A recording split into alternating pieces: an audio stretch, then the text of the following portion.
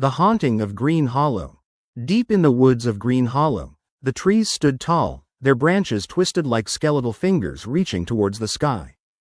The town, once lively with laughter and warmth, had become a ghost of itself after the harvest of '92 when an unseasonable chill swept through the valley and lingered much too long.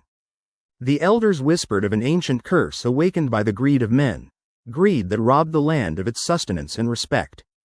The story told of the Wendigo, a creature born from the desperation of starvation, eternally hungry for human flesh. It was said to be a spirit that could possess the souls of those who dared to take more than their fair share. The locals knew better than to venture into the thick of the woods during the winter months, especially around the time of the first frost when the Wendigo was said to awaken from its slumber. Tara, a spirited 16-year-old, had little patience for ghost stories. She found the warnings of her grandmother's tribe laughable.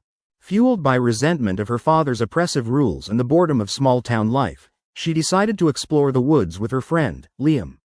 She convinced him to join her with the promise of adventure and the allure of uncovering the truth behind the legends. As they trekked deeper into the forest, the air grew colder, and the sky darkened despite the hour remaining bright.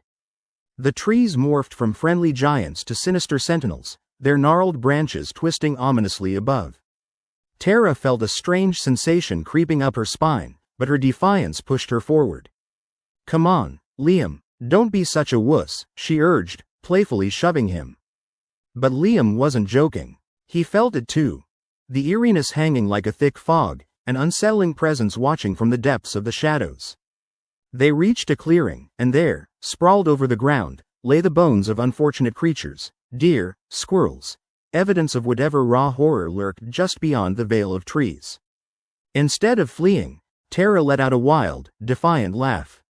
"See? Just old animal bones. Not scary at all," she declared, but there was a tremor in her voice.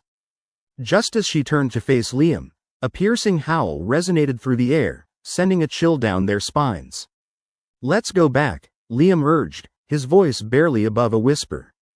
"But we aren't done exploring.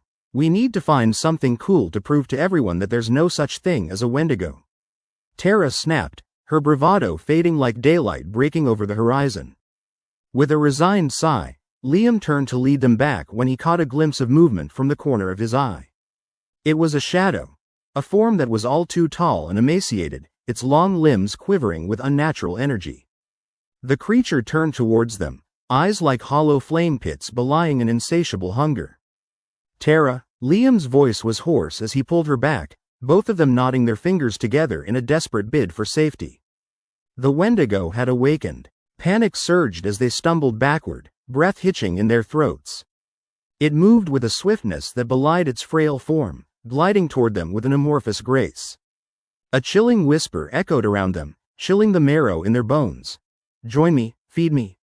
In that moment, the tales of the Wendigo didn't seem so fictitious. Tara's bravado evaporated, replaced by primal fear. They turned to run, the branches scratching at their skin as the air thinned. The creature's growl reverberated behind them, a promise of impending doom. Liam led, his feet pounding the frozen earth as they darted through the trees, and Tara followed, heart racing, mind swamped with thoughts of her life, her family, how foolish she'd been to venture out here. But it didn't relent. The hunting call of the Wendigo echoed all around them, growing louder and more insistent, until...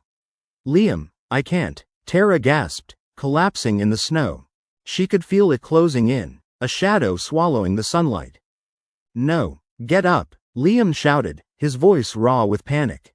He tugged at her, but the cold seeping through her skin rooted her in place. The Wendigo emerged from the tree line, towering over them, its bony hands reaching out, fingers curling like claws.